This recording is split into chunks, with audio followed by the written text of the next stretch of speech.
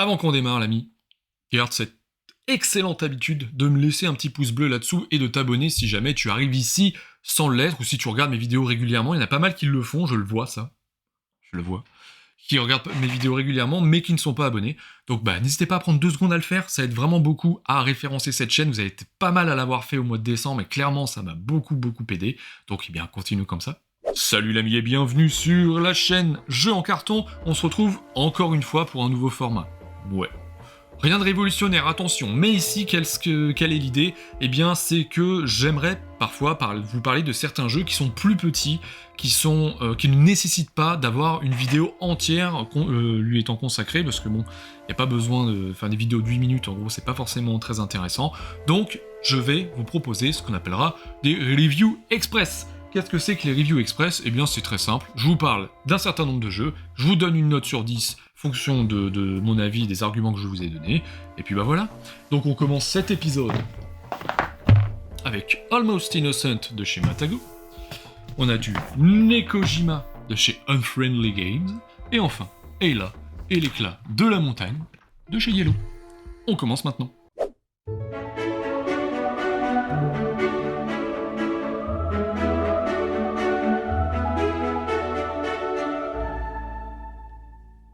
Vous êtes un homme, ou une femme, peut-être même un animal, et vous avez commis l'impensable. Enfin peut-être. Avec un objet, ou un liquide, sur une personne de sexe féminin. En fait on sait pas. Bienvenue dans Almost Innocent, un jeu où on sait pas. Almost Innocent, c'est un jeu de déduction qui nous est édité chez Matago, qui va vous proposer de déduire, voilà, avec vos petits copains, on va déduire, copains-copines. L'idée, c'est que vous allez devoir déduire la combinaison que vous allez piocher, enfin plutôt que votre voisin de gauche va piocher pour vous. Pas très clair comme ça. Votre voisin de gauche va piocher une combinaison de coupable, innocent, crime, arme, lieu. Mais cette combinaison qu'il a piochée, eh bien c'est la vôtre. C'est-à-dire que va falloir que vous deviniez ce qu'il a devant lui. Voyez ? Donc l'idée dans Almost Innocent, c'est bien de deviner votre combinaison. Mais attention, c'est un jeu coopératif. Qu'est-ce que ça veut dire ? Ça veut dire que tout le monde doit deviner sa combinaison. Je pioche une combinaison, c'est la solution de mon voisin de droite. Mon voisin de droite doit poser des questions avec ces petites loupes-là. Il pose une loupe sur une ligne colonne de cette grille-là. Et il me demande simplement combien est-ce que d'indices correspondent à la combinaison que j'ai donc lui appartenant, ou est-ce que tel type, donc par exemple, est-ce que ma victime se trouve dans cette ligne ? À ça, je réponds oui, non, je réponds combien, 1, 2, 3, 0, peu importe, et je reporte tout ça sur cette jolie grille. Donc c'est une grille qu'on peut effacer, effaçable, voilà. Vous allez noter donc déjà toutes les cartes que vous allez piocher, donc qui ne sont pas votre solution. Mais également, en fonction des questions que vous allez poser, vous allez reporter d'autres informations. Par exemple, je demande combien de mes indices se trouvent sur la ligne 2. Eh bien si, hop, sur la ligne 2, mon voisin de gauche qui a ma solution me répond 0, eh bien hop, je vais mettre des croix ou ce que vous voulez, enfin... Ça c'est vous qui décidez, des petits ronds, des petits cœurs, c'est vous qui voyez. Et l'idée donc à la fin c'est bien de déduire notre combinaison parmi les cartes qui ont été piochées. Mais alors, parlons de ce machin là. Vous avez un livret de campagne, donc vous avez une petite histoire qu'il faut suivre, voilà. Commençons. Votre équipe s'est lancée dans une quête héroïque, retrouver la couronne perdue de l'empereur d'Oshra. Des rumeurs racontent que cette dernière a disparu peu après. En vrai on s'en fout. Ça... c'est un texte qui a été rajouté sur un jeu de déduction. C'est un concept. Vous avez un système de scénario, c'est-à-dire que vous avez un acte 1, puis un acte 2, un acte 3, un acte 4, etc. L'idée c'est que vous allez crescendo dans la difficulté et donc vous allez changer les grilles de scénario pour avoir des situations différentes. À ça, vous allez donc piocher des cartes différentes à chaque partie, ce qui va forcément rajouter quelque chose à la rejouabilité. Mais clairement l'histoire, j'ai rien compris. Pour moi, ça n'a ni queue ni tête vis-à-vis de ce qu'on fait, et finalement, très rapidement, au bout du 3e scénario, j'ai arrêté de les lire pour finalement me concentrer sur le jeu et sur ces différentes grilles, voilà, qui pour le coup, elles sont très intéressantes, qui vous permettent de jouer un jeu de déduction très solide. Chaque personnage va avoir, au bout d'un moment, des pouvoirs qui vont se débloquer au fur et à mesure, pareil, de cette aventure, si vous suivez l'aventure. Attention, je le précise, à la fin de l'aventure, rien ne vous empêche de rejouer. Il n'y a pas de legacy, il n'y a pas de spoiler finalement, puisque je vous dis que l'histoire elle est vraiment en annexe, s'il n'y en avait pas ce serait tout pareil, donc vous avez tout à fait la possibilité de recommencer les grilles, et évidemment vous allez le faire, il n'y a pas de problème. et vous avez aussi d'autres petites choses à débloquer, comme par exemple cette reine qui va venir vous embêter à certains moments. Voilà ce qu'il faut savoir concernant Almost Innocent, qui est un jeu de déduction, donc qui est très accessible en tout cas, et qui vous permettra de jouer en coopération. Maintenant, qu'est-ce que j'en ai pensé ? C'est un jeu qui, à mon sens, se situe très bien avec un Turing Machine, qui est lui un jeu de déduction également court, mais qui ne propose pas d'interaction pour le coup, mais qui est un jeu de déduction que je trouve absolument réussi, sans vraiment de thème, on est vraiment sur la mécanique pure. Vous avez, hop, celui-ci que je vais placer là, et Tiwanaku. Tiwanaku est un jeu beaucoup plus long, qui proposera une déduction beaucoup plus poussée à mon sens, où vraiment vous avez une déduction sur plusieurs plans à certains moments, et de l'interaction vis-à-vis des différents pions que vous allez placer pour pouvoir révéler les tuiles de terrain. Eh bien, Almost Innocent se situe au milieu de tout ça, parce qu'il propose un jeu qui vous permettra de jouer pendant 30 minutes environ, avec une forte interaction, évidemment, puisque vous possédez la combinaison de votre voisin, donc forcément il va falloir faire en sorte, en posant des questions, que chacun trouve la solution autour de ça, sans être non plus trop complexe pour le rendre accessible. Donc clairement, Almost Innocent, c'est un jeu à posséder dans sa ludothèque si vous aimez les jeux de déduction, et si vous n'en avez jamais assez, clairement vous avez ici un bon jeu de déduction à sortir, que vous pouvez sortir en famille facilement, aucun problème pour ça. Donc Almost Innocent, c'est un jeu que je noterai 8 sur 10 dans sa catégorie. Votre truc, vous, c'est plutôt les chats ou les chiens ? J'en sais rien en fait. Nekojima, c'est un jeu dans lequel vous allez devoir placer des poteaux électriques, sous cette forme de rondins de bois et de ficelle, sur ce joli plateau, avec des couleurs. Vous allez lancer à chaque tour 2 dés. L'idée c'est quoi ? C'est que vous allez devoir poser vos poteaux sur les couleurs correspondantes du plateau, de manière à les faire tenir. Voilà, faut pas que ça tombe. Donc vous allez les placer, très bien, et puis ça va être au joueur d'après. L'idée c'est que pour sélectionner le poteau, il va falloir piocher dans ce sac et vous aurez donc un cube de couleurs. Blanc signifie un poteau avec un fil blanc, vous avez du bleu, vous avez du rouge, et vous avez du noir.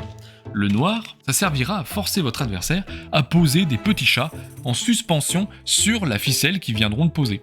Voilà, il la pose, et puis évidemment le but c'est pas tout faire tomber. Si vous faites tout tomber, vous avez perdu. Et vous connaissez Nekojima. Alors ça peut paraître extrêmement simpliste, bien sûr. J'avais joué à un autre jeu de ce type-là qui s'appelle Sur le fil, qui est sorti en début d'année, qui est un jeu dans lequel vous allez devoir suspendre des oiseaux sur des fils, des élastiques tendus entre des poteaux électriques. C'est un jeu qui était plus orienté enfant, et vous aviez la possibilité de faire en sorte que la difficulté soit augmentée en tendant un peu plus ces élastiques. Néanmoins, la difficulté n'a jamais vraiment été là, et ça n'a jamais été difficile de les placer, il n'y a jamais rien qui tombait, bref, en termes de difficulté et de fun, on était tout à fait là. Ces poteaux-là, vous allez les placer, ça tient, très bien. Mais au bout d'un moment, il va falloir songer à les superposer, parce que vous n'aurez plus assez de place. Pourquoi ça ? Parce qu'il y a des restrictions de placement. Vous ne pouvez pas faire en sorte que 2 câbles se touchent, sinon c'est un court-circuit. Vous ne pouvez pas les faire s'enrouler sur eux-mêmes, parce que vous ne le faites pas tout simplement. Ils ne doivent pas toucher par terre, ils ne doivent pas sortir du plateau. Bref, il y a des restrictions, et c'est ça le fun, puisque du coup, au bout d'un moment, vous allez commencer à essayer de passer votre truc un peu de manière comme vous le pouvez. Et évidemment, c'est là où vous allez trouver tout le fun du jeu, puisque c'est difficile de placer au bout d'un moment tous ces poteaux, et ça rend le jeu vraiment très amusant, puisque finalement, à partir du moment où tout est tombé, vous recommencer, et puis voilà.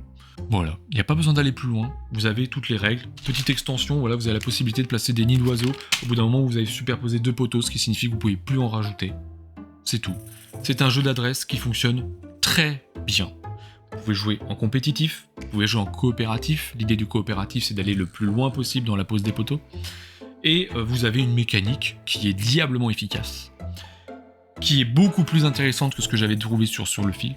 Je joue à ça avec mes enfants, je joue à ça avec des adultes. Ça, on le sort, on se marre, c'est très fun, c'est très sympa. Voilà, Nekojima, c'est un 8 sur 10 également. Parce que je trouve ça vraiment très cool en termes de jeu d'adresse. C'est dans son plus simple appareil, ça marche parfaitement bien.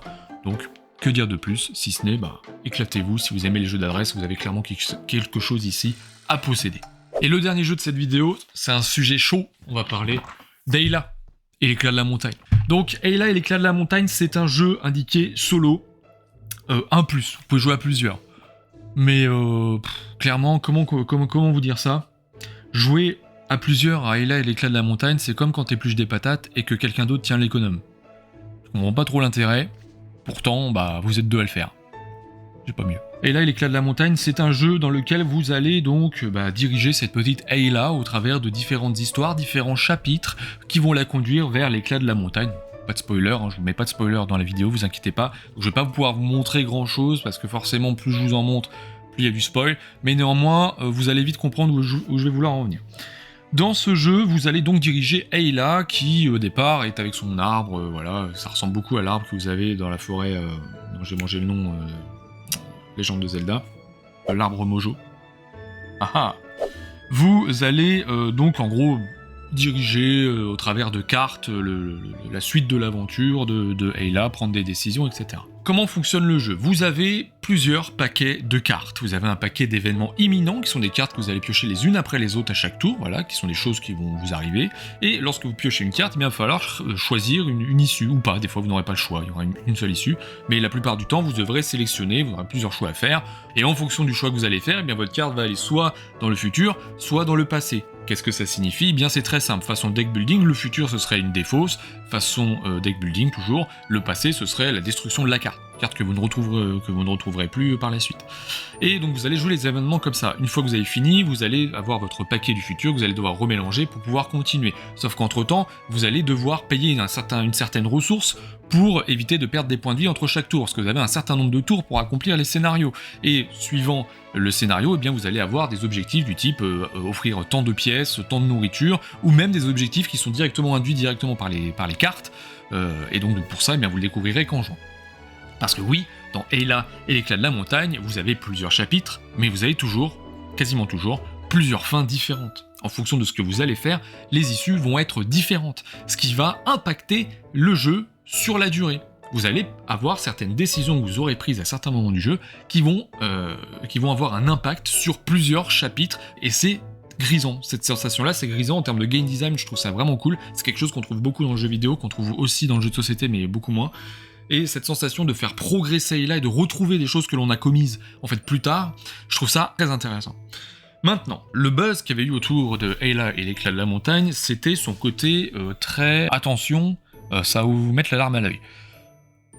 J'ai pas eu la larme à l'œil. Voilà, je vais pas vous mentir, si on est un peu perso, je fais partie de la catégorie probablement des hypersensibles. Alors attention, ça veut pas dire que tu vas me retrouver à chialer sur un trottoir tous les 4 matins, non, c'est pas ça, attention. C'est juste que je ressens les choses peut-être 10 fois plus fort que la moyenne de tout le monde. C'est pas un cadeau. Et bien dans Ayla et l'éclat de la montagne, on voit arriver, en fait, le truc. C'est-à-dire qu'il y a tellement eu de com autour du fait que c'est un jeu qui va provoquer des choses chez vous en termes d'émotions, etc., qu'au moment où ça arrive, eh ben on le savait. Et l'histoire, finalement, on arrive à déceler en fait ce qui va se produire. Et finalement, lorsque ça arrive, on dit bah ouais, ça semblait un peu évident en fait. Et donc on n'a pas cette sensation, moi j'ai pas eu cette sensation d'être pris dans l'histoire, d'avoir cette sensation d'être pris à la gorge ou j'en sais rien parce que quelque chose d'émouvant, etc. Je n'ai pas eu cette sensation, pas beaucoup en tout cas avec Ayla, pas autant que ce que le battage autour de ce jeu me laissait penser. En termes de mécanique, eh bien... c'est en demi-teinte, à mon sens. Ça marche, mais on a un jeu ici qui se joue exclusivement avec des cartes. Ces cartes, donc façon livre dont vous êtes le héros, si vous connaissez, c'est en gros, vous prenez une décision, ça vous emmène à tel paragraphe, etc. Eh bien, vous allez les révéler, vous allez les lire, et on va vous dire, eh bien, allez chercher telle autre carte, ou telle autre carte, ou telle autre carte, ou telle autre carte, ou... Voilà. Et ça, vous allez faire tout le temps. On va vous dire, vous allez piocher une carte, par exemple, vous retrouvez un affrontement, vous avez un affrontement avec un ennemi. Très bien. Allez chercher la carte 452. Pour la carte 452. L'ennemi est très en colère. Allez chercher la carte 453. Cherchez la carte 453. Tout est classé dans un ordre. Hop, on sort la carte. Affrontement, très bien. Réussite. Allez chercher la carte 455. Cherchez la carte 455. L'ennemi est battu. Allez chercher la carte 456. Vous pensez que j'exagère, hein, mais c'est vraiment ça. Il y a des pans du jeu où c'est vraiment ça. Il y a, un moment donné, on joue, j'ai une carte, je pioche une carte, il y a 3 mots dessus. J'exagère pas, il y a 3 mots. Vous piochez la carte d'après, il y en a 10, mais on vous demande d'aller chercher encore une carte après.